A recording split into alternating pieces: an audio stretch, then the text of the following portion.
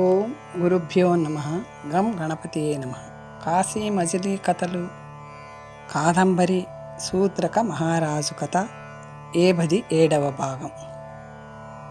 కృతయుగంలో సారవేత్రవతి నదీ తీరంలో విదిశ అనే పట్టణాన్ని రాజధానిగా చేసుకుని శూద్రకుడనే రాజు మరో అర్జునుడిలా భూమండలాన్నంతా ఏకఛత్రాధిపత్యంగా పాలించేవాడు. అతను సర్వశాస్త్రాలకి కళలకి నిలయంగా, రసికులకి విలుకాండ్రకి ఆశ్రయంగా పేరొందాడు. శూద్రకుడు చాలా అందమైనవాడు. సుందరీమణుల సంగీత నృత్యాలతో, శాస్త్ర చర్చలతో, చిత్ర రచనలతో, పెంపుడు జంతువులతో కాలం గడుపుతూ రాజ్యపాలనలో మునిగి తేలుతూ, స్త్రీని తేలికగా చూస్తూ సంతానం కోసమైనా పెళ్లి చేసుకోమని మంత్రులు ఎంత చెప్పినా వినకుండా యవ్వనమంతా అవివాహితుడిగానే గడిపాడు. ఒకరోజు ఆ రాజు సభ చేస్తుంటే భయంకరమైన వేషంలో ఒక దూత వచ్చి రాజుకు మొక్కి, దేవా, దక్షిణ దేశం నుంచి మాతంగ కన్య ఒకటి పంజరంలో చిలుకను తీసుకువచ్చింది. ఆమె అందం ఇంత అని చెప్పడానికి వీల్లేదు, అంత చక్కనిది. ఆమె మీకు భూమి మీద గల అత్యంత శ్రేష్టమైన వస్తువు మీ వద్దనే ఉండాలి. ఆ పక్షి అత్యంత ఆశ్చర్యకరమైనది. దీనిని మీ పాదాల వద్ద చేర్చాలని వచ్చాను. మీ దర్శన భాగ్యం అనుగ్రహించండి అని విన్నపం చేసి ద్వారం వద్ద ఎదురు చూస్తుంది అంది. ఆ మాటలు రాజులో కుతూహలం రేకెత్తించాయి. ఆమెను తక్షణం ప్రవేశపెట్టమన్నాడు. ఆ దూత వెళ్ళి ఆమెను తీసుకువచ్చింది. ముసలితనం వల్ల తలపండినా శ్రమించి జీవనం చేస్తుండడం వలన శరీరం బింకంగానే ఉన్న ఒక వృద్ధ మాతంగుడు తెల్లని వస్త్రాలు ధరించి ముందు నడుస్తుండగా ఒక బోయ పిల్లవాడు చిలుక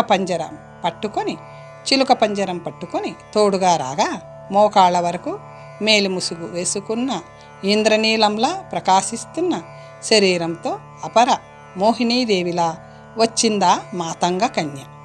రాజు ఆమెను చూసి, అయ్యో, ఇంత సౌందర్యాన్ని సరైన చోటున కాక మరొక చోట ఎందుకు సృష్టించాడు బ్రహ్మ?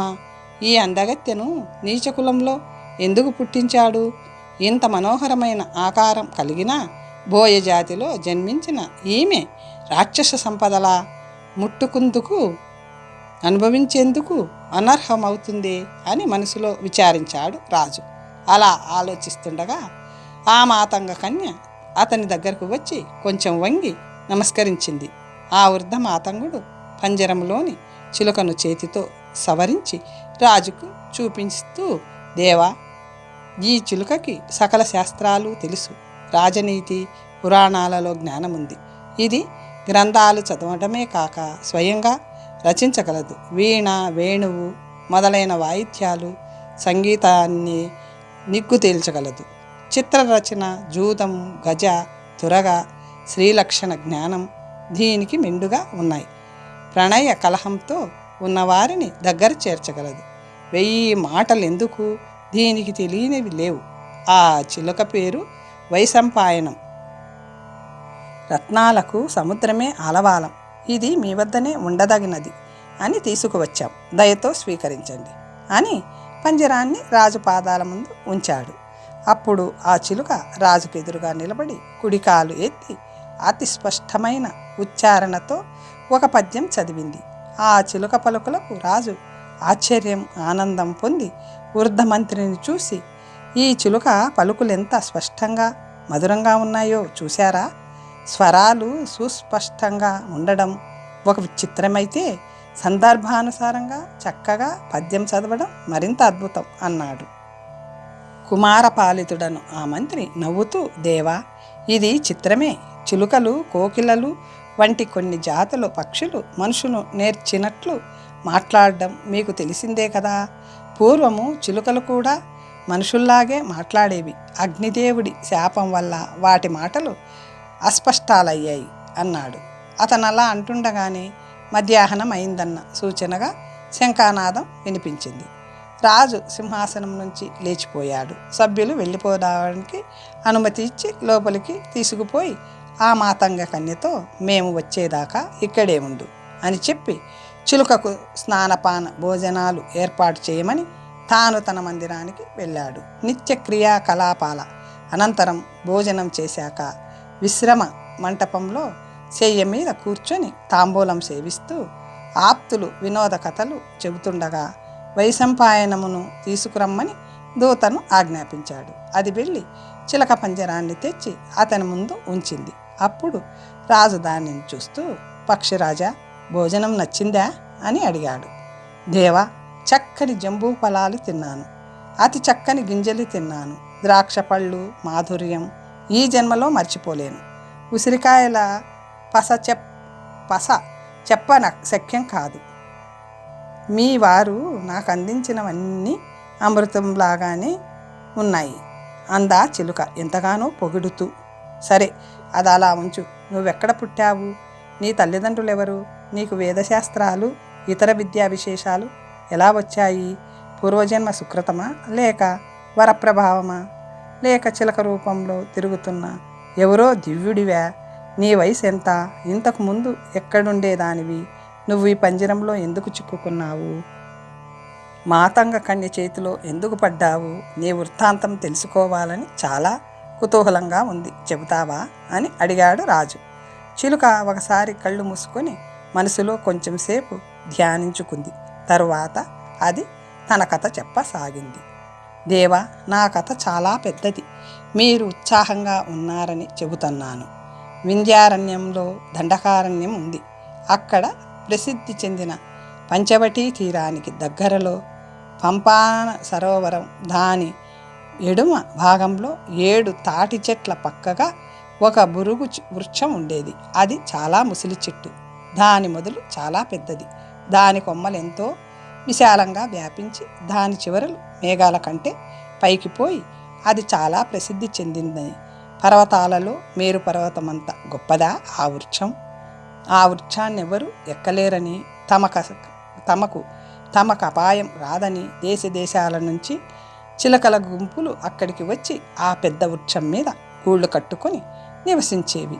ఆ చెట్టు తొర్రలో ఒక దానిలో మా తండ్రి కూడా ఒక గూడు కట్టుకొని భార్యతో సుఖంగా జీవించేవాడు. అతని ముసలితనంలో విధివశాత్తు నేను జన్మించాను. నేను పుట్టిన క్షణమే నా తల్లి ప్రసవరోగంతో కన్నుమూసింది. భార్య పోయిన విచారంలో ఉన్న ఆ దుఃఖాన్ని దిగమింగుకొని నా తండ్రి నాకు ఏ కొరత రానివ్వకుండా ఎంతో ప్రేమగా పెంచసాగాడు. అతను చాలా ముసలివాడైపోవడం వల్ల కృషించిన రెక్కలతో ఎగరలేక ఎగురుతూ వణుకుతూ బలహీనమైన ముక్కుతో కింద పడిన పళ్లను గింజలను ఏరి తెచ్చి నాకిచ్చి నేను తినగా మిగిలినవి తాను తింటూ సగం కడుపు నింపుకుంటూ కాలం గడపసాగాడు. ఇలా ఉండగా ఒకనాడు సూర్యోదయానికి కొంచెం ముందుగా కొన్ని చిలుకలు మేతకి వెళ్ళగా కొన్ని చిలుకలు పిల్లలతో గూళ్ళల్లో ఉండగా అవి నిశ్శబ్దంగా ఉంది. నన్ను నా తండ్రి రెక్కల్లో పెట్టుకొని ముద్దాడుతున్నాడు. నాకింకా రెక్కలు రాలేదు కనుక నాకు అతని రెక్కలలో ఇమడడం ఆనందంగా ఉంది. అలాంటి సమయంలో హఠాత్తుగా గుహలలో ఉన్న సింహాలు కూడా దద్దరిల్లేలా, పులులు మొదలైన క్రూర మృగాలు భయంతో పరిగెత్తేలా, గంగా ప్రవాహ ధ్వనిలా, ఇలా రండి, ఇక్కడ ఏనుగులుంటాయి, ఇటు రండి, ఇక్కడ చెమరీ మృగాలుంటాయి, అక్కడ లేళ్లుంటాయి, వేట కుక్కలని వదలండి, బాణాలు సిద్ధం చెయ్యండి, కొట్టండి, పట్టండి అంటూ వేటగాళ్ల అరుపులు వినిపించాయి. చిన్నవాడినైన నేను చెవులు బద్దలయ్యే ఆ ధ్వనులకు భయపడుతూ వణుకుతూ మా తండ్రి రెక్కలలో మరింతగా ఒదిగిపోయాను. అరణ్యమంతా భయంతో పరిగెడుతూ క్రూర జంతువులు అరుస్తున్న అరుపులతో అల్లకొల్లోలమైపోయింది. కొంతసేపటికి మళ్ళీ నిశ్శబ్దమైపోయింది. అదేమిటో అని నేను చిన్నతనం కొద్దీ మా తండ్రి రెక్కల సందు నుంచి బయటకొచ్చి మెడజాపి ఆ అలజడి వచ్చిన వైపు చూశాను. ఎందరో బోయవాళ్ళు సైన్యంలా నా ఎదురుగా వస్తూ కనిపించారు. వారి శరీరపు నలుపుకి పరిసరాలే నల్లగా అయిపోతున్నాయి. ఎర్రని కళ్ళు, విశాలమైన వర్చస్సు, పూసల దండలతో అలంకరించబడిన మెడలు, వీటితో చాలా దృఢంగా ఉన్నారు. వారిలో మోహినీదేవి తమ్ముడనిపించేంత అందంగా ఉన్న వాణిని చూశాను. అతని పేరు మాతంగుడని వారి మాటల నుంచి గ్రహించాను. అతను యవ్వనంలో ఉన్నాడు. అతన్ని చూసేసరికి ఇతని జీవితం మోహం, చరిత్ర, సాధుజనులను మెచ్చనిది. ఆహారం, మాంసం, మద్యపానం చేయడమే పండగ.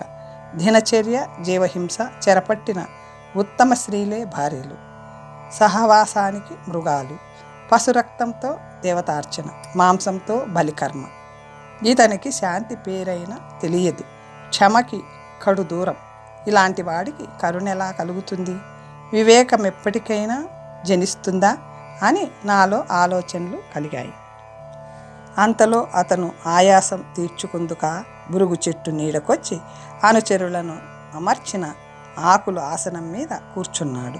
ఒక శవ్వరుడు దగ్గరలోని చెరువు వద్దకు వెళ్ళి తామరాకుతో నీరు, తామర తుళ్ళు తెచ్చి అందించాడు.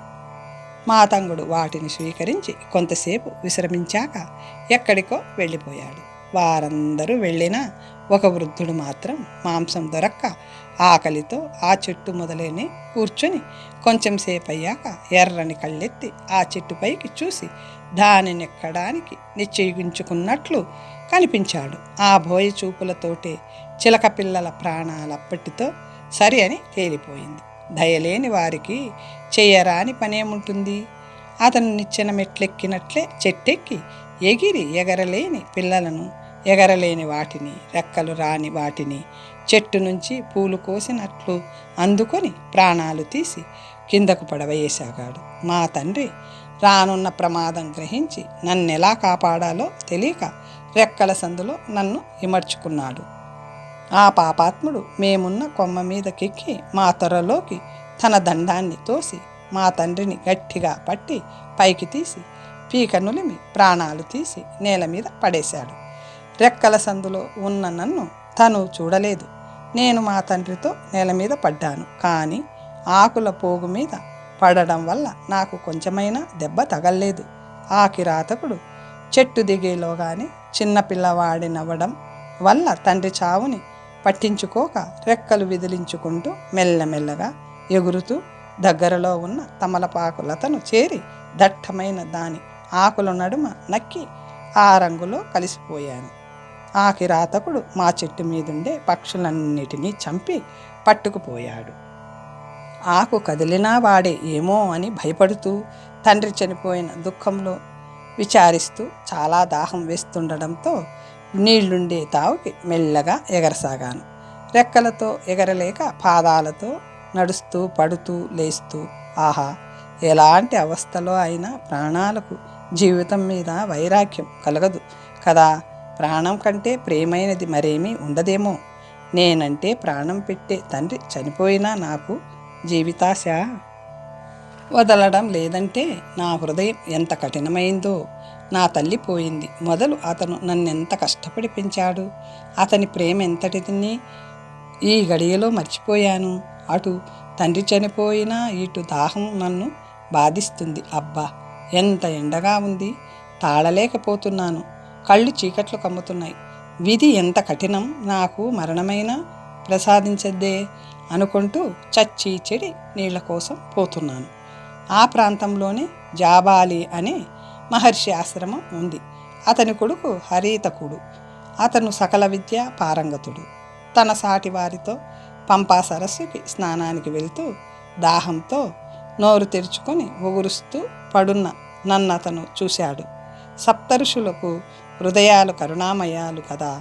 అతను తన మిత్రుడితో, మిత్రమా అటు చూడు, ఆ చిలుక పిల్ల తలవాల్చేసింది. దాహంతో కాబోలు గొంతు తెరుచుకుని ఉంది. దాని ప్రాణాలు కాపాడితే ఎంతో పుణ్యమొస్తుంది అంటూ నన్ను తన మృదువైన చేతులతో తీసి పట్టుకొని దండకమండలాలు సవరించుకొని ఎక్కడివో జలబిందువులు కొన్నిటిని నా నోట్లో పోశాడు. అప్పటికి నా దాహం కొంత తీరింది. శరీరంలోని తాపం తగ్గింది. ఒంట్లోకి శక్తి వచ్చింది. అతను నన్ను ఒక చెట్టు నీడలో ఉంచి స్నానం, నిత్యక్రియలు నిర్వర్తించుకొని నీటిలో నుంచి బయటకు వచ్చి నన్నొక చేతితో పట్టుకొని ఆశ్రమానికి తీసుకువెళ్ళాడు. అక్కడ జాబాలి మహర్షి నిష్ఠతో ఉన్నాడు. అతన్ని చూసి, ఆహా, ఈ ముని ఆకారం శాంతంగా ఉన్న మెరుపు తీగల ఎలా మెరిసిపోతుంది. వీరి ముఖం చూస్తేనే చాలు ఎలాంటి పాపాలైనా మాసిపోతాయి. సకల విద్యలు వీరి వదనంలో తాండవమాడుతున్నాయి. ముసలితనానికి ఎంత ధైర్యం! ఈ మహానుభావుడి జటాజూటం కూడా తెలుపు చేసేసింది. ఇలాంటి మహాత్ముల దర్శనం కలిగినా వారి పేరు పలికినా ఎంత సుకృతం వస్తుందో. వీరి తపోమహిమ చేతనే ఇక్కడ మృగములు జాతి వైరం మరిచి సంచరిస్తున్నాయి అని నేను వారి గొప్పతనాన్ని మనసులో ప్రశంసిస్తుంటే నన్ను హరీతకుడు ఒక చెట్టు మొదలులో ఉంచి తండ్రికి నమస్కరించి ఒక మూల కూర్చున్నాడు. అప్పుడక్కడి మునులు నన్ను చూసి దీనిని ఎక్కడి నుంచి తెచ్చావు అని అతనిని అడిగారు. అతను స్నానానికి పంపా సరస్సుకి వెళ్తుంటే ఎండవేడికి నోరు తెరుచుకొని ఒగర్చుతూ నాకు ఈ చిలకపిల్ల కనిపించింది. దాని మీద దయ కలిగి సరస్సుకి తీసుకుపోయి నీరు త్రాగించి అది సేద తీరాక ఇక్కడికి తీసుకొచ్చాను. రెక్కలొచ్చే వరకు ఇక్కడొక తొర్రలో ఉంచి నేను తక్కిన మునికుమారులు దీనిని పోషిస్తాం. రెక్కలు రాగానే దాని ఇష్టమొచ్చిన చోటికి ఎగిరిపోతుంది. ఇది నా అభిప్రాయం అన్నాడు. జాబాలి కొంచెం కుతూహలంగా నన్ను పవిత్రం చేసేవాడిలా చూసి తలూపుతూ అంతలోనే మళ్ళీ ఆలోచిస్తూ తాను చేసుకున్న అభినయానికి ఫలం అనుభవిస్తున్నాడు అన్నాడు. తన తప ప్రభావం వల్ల దివ్య దృష్టితో త్రికాలాలను చూడగలిగిన ఆ మహానుభావుడే అలా అనేసరికి మునులు ఆశ్చర్యపడి మహాత్మా, ఇది పూర్వజన్మలో ఎవరు, ఏం చేయడం వల్ల ఈ జన్మెత్తింది, దీని పేరేమిటి, వినాలని మాకు ఉత్సాహంగా ఉంది అన్నారు. మునులారా, దీని చరిత్రం చాలా వింతైంది. మనకి స్నాన సమయమైంది. నిత్య అనుష్ఠానాలు తీర్చుకొని పలహారం చేసి రండి. రాత్రి సావకాశంగా చెబుతాను అన్నాడు జాబాలి. వారాయన వద్ద సెలవు తీసుకొని వెళ్ళారు. ఆ రాత్రి వెన్నెలలో చల్లగాలులు వీస్తుండగా జాబాలి రెండవ పరమేశ్వరుడిలా ప్రకాశిస్తూ మునులు చుట్టూ కూర్చొని ఉండగా జలపాదుడనే శిష్యుడు నన్ను వారి ముందుకు తీసుకెళ్ళి వారికి నమస్కరించాడు. వీరందరూ ఈ చిలక వృత్తాంతం వినడానికి చాలా కుతూహల పడుతున్నారు అన్నాడు. అప్పుడు జాబాలి ఇలా చెప్పసాగాడు. తారాపీడుని కథ. ఉజ్జయిని అనే నగరం ఉంది. చక్కని మేడలతో అందంగా ఉండే దానికి రాజు తారాపీడు. అతను చాలా ధర్మంగా పరిపాలిస్తూ ఎంతో కీర్తి సంపాదించుకున్నాడు. అతని వద్ద సుకనాసుడు అనే మంత్రి ఉండేవాడు. అతను సకల కళా నిపుణుడు. బ్రాహ్మణుడైన క్షత్రియ విద్యలలో కూడా ఆరితేరిన వాడు. ఆ రాజు గారి పట్టమహిషి విలాసవతి, రాజు చంద్రుడు, ఆమె వెన్నెల అన్నట్లుండేవారు. ఆమె అంటే రాజుకెంతో ప్రీతి. తారాపీడు భూమండలమంతా జయించాడు. యవ్వనంలో అతను అన్ని సుఖాలు అనుభవించాడు. ఒకనాడు అతను విలాసవతి భవనానికి వెళ్ళాడు. అప్పటికామె ఎంతో చింతిస్తూ దీనమైన ముఖంతో మౌనంగా కూర్చుని కన్నీళ్లు మాటిమాటికి తుడుచుకుంటుంది. దాసీలు చుట్టూ కూర్చుండగా విచారంలో మునిగి ఉంది. భర్త రాక తెలుసుకొని ఆహ్వానించింది.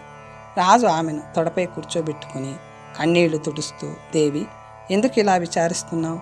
అలంకరణ కూడా చేసుకోలేదు. ఎందుకు నీకు విరక్తి?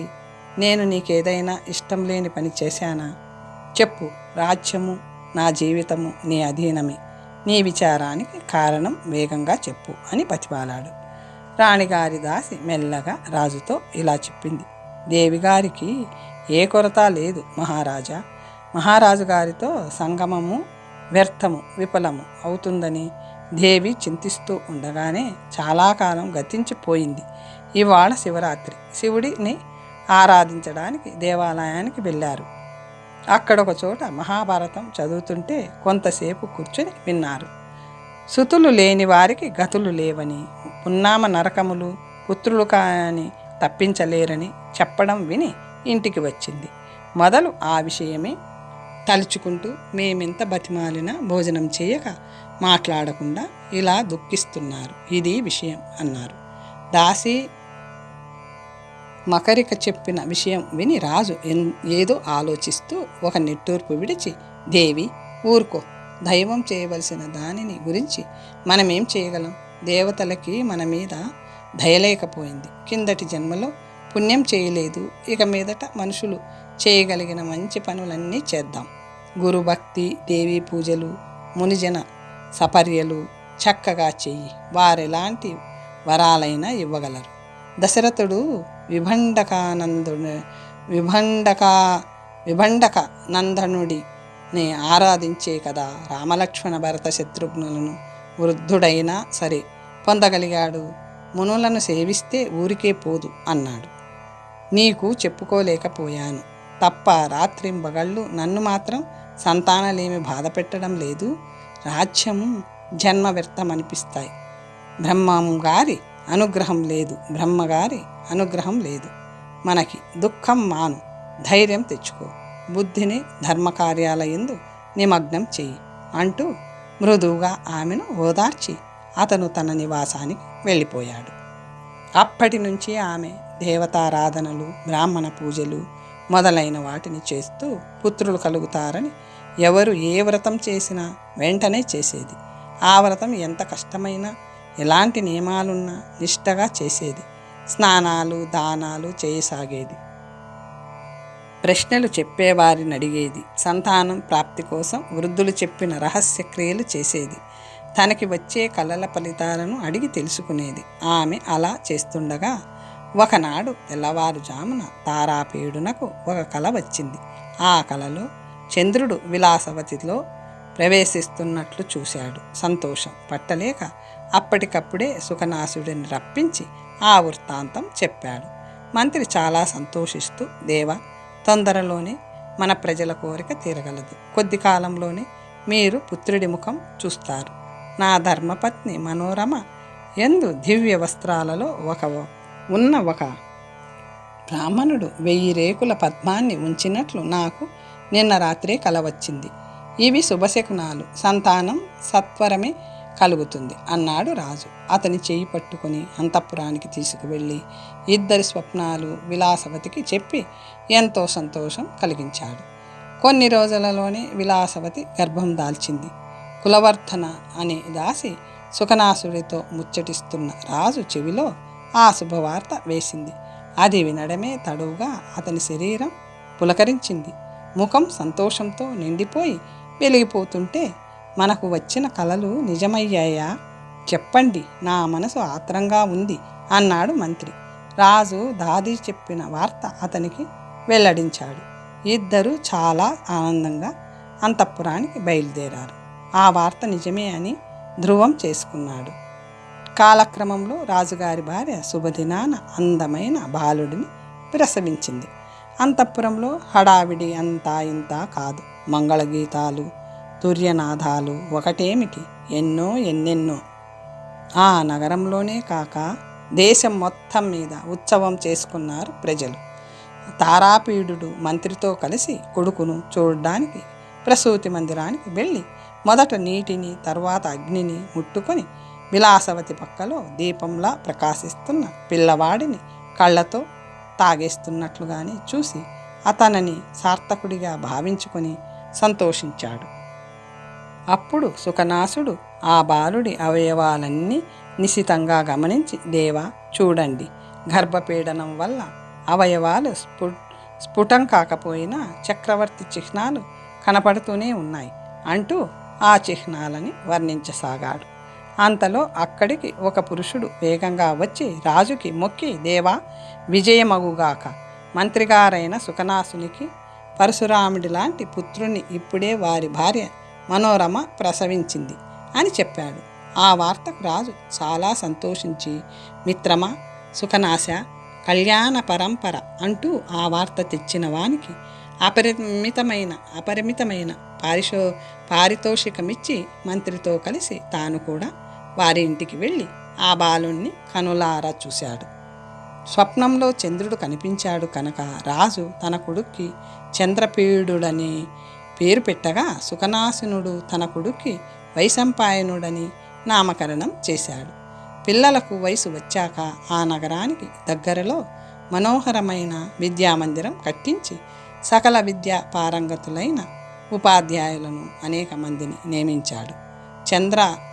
చంద్రాపీడుడితో పాటు వైశంపాయనుడు కూడా విద్యను అభ్యసించసాగాడు. పదవాక్య ప్రమాణాలు, శబ్దశాస్త్రం, అర్థశాస్త్రం, అభినయ శాస్త్రం మొదలైనవి వానిలోని గజ తురగాల పరీక్షలో, రత్న పరీక్షలో, తంత్రంలో, కావ్యనాటకాలలో, అన్ని లిపులలో, సర్వ భాషలలో, గ్రంథరచన, శిల్పము మొదలైన అన్ని కళలలో, శృంగార రసం, అలంకారాలలో వారికి అద్భుతమైన పాండిత్యం అలవడింది. రాజపుత్రుడికి చిన్నతనంలోనే అందరూ ఆశ్చర్యపోయేలా అపరిమితమైన బలం ఉండేది. ఎదురుపడిన ఏనుగుని అతను చెవులు పట్టుకుని వంచినా, సింహాలని చేతితో పట్టినా అవి కదలలేక నిలబడిపోయేవి. తాటి చెట్టును ఒక్క వేటితో నరికేవాడు, బాణం వేసేవాడు. పర్వతమైన చిల్లు పడవలసిందే. 10 మంది మోయలేని ఇనుప దండాన్ని అతను అవలీలగా గిరగిరా తిప్పేవాడు. ఈ మహాశక్తులలో తక్కిన విద్యలలో వైశంపాయనుడు చంద్రపీడునికి సమానుడే. వాళ్ళిద్దరూ ఒకే చోట పెరగడం వల్ల రాజకుమారుడికి వైశంపాయనుడు 2వ హృదయమే అయిపోయాడు. ఒకరిని విడిచి మరొకరు నిమిషమైనా ఉండరు. వాళ్లకు యవ్వనం వచ్చింది, సకల విద్యలు పూర్తయిన సమయము వచ్చింది. అది తెలిసి చంద్రపీడు చాలా ఆనందిస్తూ వారిని తీసుకుని రమ్మని సేనాపతిని ఆజ్ఞాపించాడు. అతను విద్యాగృహానికి వెళ్ళి చంద్రపీడునికి నమస్కరించి, నువ్వు సకల విద్యలందు ఆరితేరావని తెలిసి మీ తండ్రి ఎంతో సంతోషంగా ఉన్నాడు. నిన్ను చూడాలని ఉవ్విళ్ళూరుతున్నాడు. మీరు విద్యాభ్యాసం ప్రారంభించి 10 సంవత్సరాలైంది. మీరు 6వ ఏట ప్రారంభించారు. మీ తల్లులు మిమ్మల్ని చూడాలని చాలా ఆరాట పడుతున్నారు. యవ్వన సుఖంతో పాటు రాజభోగాలను అనుభవించు, రాజులను గౌరవిస్తూ బ్రాహ్మణులను పూజించు, ప్రజలను పరిపాలించు. ఇదిగో ఈ గుర్రమెక్కిరా. ఇది చాలా గొప్ప గుర్రం. ఇది సముద్రంలో పుట్టిందని, చాలా వేగం కలదని పారసీకపు రాజు మీ తండ్రికి కానుకగా పంపాడు. దీనికి మంచి చిహ్నాలు ఉన్నాయన్నారు, చూడండి అన్నాడు. రాజకుమారుడు వైశంపాయనుడు దానిని పరీక్షించి ఆశ్చర్యపోయి, ఇది నిజంగా అత్యద్భుతమైన అశ్వమే అన్నారు. రాజకుమారుడు ఆ గుర్రం ఎక్కగానే అది సకిలించింది. అదే శుభశకునమని వైశంపాయనుడు మరొక గుర్రం ఎక్కి రాగా రాజమార్గం మీద వెళ్ళసాగారు. రాజకుమారుడు వస్తున్నాడన్న వార్త తెలిసి వారకాంతలు అతన్ని చూడ్డానికి మేడల మీదకి చేరిపోయారు. కుతూహలంగా చూస్తున్న వారు రాజకుమారుడి సౌందర్యానికి చాలా ఆకర్షించబడ్డారు. అతన్ని భర్తగా పొందే స్త్రీ అదృష్టమే అదృష్టం అని కన్యలు అనుకుంటే, అటువంటి సుందరుణ్ణి కన్న తల్లి ధన్యురాలని కొందరు ప్రశంసించారు. వాటన్నిటినీ విననట్లుండి ఆస్థానానికి దగ్గరున్న ద్వారం వద్ద గుర్రం దిగి వైశంపాయనుని చెయ్యి పట్టుకుని ముందుకు నడిచి సభామంటపం చేరుకుని తండ్రికి వినయంగా నమస్కరించాడు. కొడుకుని చూసేసరికి రాజుకి ఆనంద బాష్పాలు కురిశాయి. శరీరం పులకరిస్తుండగా అతన్ని కౌగిలించుకున్నాడు. తరువాత వైశంపాయనుణ్ణి కూడా కౌగిలించుకున్నాడు. వచ్చ, మీ తల్లి నిన్ను చూడాలని ఆత్రపడుతుంది, వేగంగా వెళ్ళు అన్నాడు. చంద్రపీడు వైశంపాయనుడితో కలిసి తల్లి అంతఃపురానికి వెళ్ళి ఆమెకు నమస్కరించాడు. ఆమె అతని తల మీద ముద్దు పెట్టుకుని ఆనంద బాష్పాలతో అతని శిరస్సును తడిపేసింది. వైశంపాయనుడిని కూడా ఆదరించింది. నాయన చంద్రపీడ, నిన్ను ఇంతకాలం చూడకుండా ఎలా ఉన్నానో, ఏమైతేనే సమస్త విద్యలు నేర్చిన వాడిగా నిన్ను చూడగలుగుతున్నాను. విద్య ముగిసినట్టే కనుక వివాహితుడవైతే చూడాలని ఉంది అంది. చంద్రపీడు సిగ్గుతో తల వంచుకున్నాడు. తల్లి ఆజ్ఞ తీసుకొని వైశంపాయనుడితో సుఖనాశకుడి భవనానికి వెళ్ళాడు. కొంచెం ఎడంగా నిలబడి అతనికి నమస్కరించాడు. అతను వారిద్దరిని ఆలింగనం చేసుకున్నాడు. ఇద్దరు ఆసనాల మీద కూర్చున్నాక సామంతరాజులు పీఠాలు వదిలి కిందను కూర్చున్నారు. అప్పుడు సుఖనాసుడు ఇలా అన్నాడు. తండ్రి చంద్రపీడ, విద్యలు సమాప్తమయ్యాయి. యవ్వనం వచ్చింది. ఇప్పటికి మా రాజుకి ఫలప్రాప్తి అయింది. నీ వంటి ఉత్తమ పుత్రుడు పుట్టిన మీ తండ్రి ఎంతో పుణ్యాత్ముడు. ఈ దేశ ప్రజలు ధన్యులు. ఈ భూభారాన్ని తండ్రితో కలిసి వహించు. అతని స్వయంగా వారిద్దరికీ సత్కారాలు చేశాడు. రాజపుత్రుడతని అనుమతి తీసుకొని వైశంపాయనుడితో కలిసి మంత్రిపత్ని అయిన మనోరమ వద్దకు వెళ్ళి ఆమె దీవెనలు పొంది తరువాత తమ కోసం కొత్తగా నిర్మించబడిన మేడకు వెళ్ళిపోయాడు. మహావైభవంగా ఆ గృహంలో ప్రవేశించి వైశంపాయనుడితో కొన్ని రోజులు వేడుకగా గడిపాడు. ఒకనాడు కైలాసుడనే కంచుకి పత్రలేఖ అనే ఆమెను వెంటబెట్టుకొని అక్కడికి వచ్చాడు. ఆమె చాలా అద్భుత సౌందర్యవతి. వారిని చూసి రాజకుమారుడు ఆశ్చర్యంతో, నీవెవడివి, ఈ బాలికనెందుకు తీసుకువచ్చావు అని ప్రశ్నించాడు. అప్పుడు వాడు, కుమార, విలాసవతి మహాదేవి గారు తమకిలా ఆజ్ఞాపిస్తున్నారు. ఈ చిన్నది కులూతేశ్వరుని కూతురు. దీని పేరు చిత్రలేఖ. మీ తండ్రి గారు దిగ్విజయం చేస్తూ కులూత రాజధానిని జయించి మిగిలిన కొందరితో పాటు ఈమెను కూడా తీసుకువచ్చి అంతఃపుర పరిచారకులతో ఉంచారు. నేను ఈ బాలిక వృత్తాంతం విని జాలిపడి రాజపుత్రిక అని గౌరవిస్తూ పుత్రికలాగే పెంచాను. ఇప్పుడు ఈమెను నీకు తాంబూలాలివ్వడం వంటి సేవలకు ఉంటుందని పంపుతున్నాను. ఈమెను సామాన్య పరిచారికలా చూడకూడదు. బాలికను లాగా లాలించాలి. శిష్యురాలిలా, స్నేహితుడిలా మంచి పనులకే వినియోగించాలి. పెంచిన ప్రేమ వల్ల దీని మీద నాకెంతో ఇష్టం. రాజకుమార్తె కనుక గౌరవించదగినది. కొద్ది రోజుల్లో దీని సుగుణ సంపద నీకే అర్థమవుతుంది. దీని గురించి నీకు తెలియదు కనుక ఇంతలా చెబుతున్నాను అని చెప్పి ఊరుకున్నాడు. అప్పుడు ఆ బాలిక అతనికి నమస్కరించింది. అతను ఆమె వైపు రెప్పవాల్చకుండా చూశాడు. కైలాస, అమ్మగారు చెప్పినట్లే చేస్తానని చెప్పు, వెళ్ళు అని అతన్ని పంపేశాడు. అది మొదలు చంద్రపీడుడు నిద్రిస్తున్నా, మేలుకొని ఉన్నా, తిరుగుతున్నా, కూర్చున్నా అతనిని వదలక నీడలా అనుసరిస్తూ ఆమె అతన్ని సేవించసాగింది. చంద్రపీడుడు కూడా చిత్రలేఖని చూసింది మొదలు ఆమె మీద ప్రీతిని పెంచుకుంటూ, హృదయంతో సమానంగా చూసుకుంటూ మంచి పనులు మాత్రమే చెప్పేవాడు. అలా కొన్ని రోజులు గడిచాక రాజు తన కొడుకుకి పట్టాభిషేకం చేయడానికి ఏర్పాట్లు ప్రారంభించాడు. చంద్రపీడుడు సుఖనాసుడి దర్శనం కోసం వెళ్ళగా అతను రాజనీతిని ఉపదేశించాడు. తరువాత కథ వచ్చే భాగంలో తెలుసుకుందాం. ఓం స్వస్తి.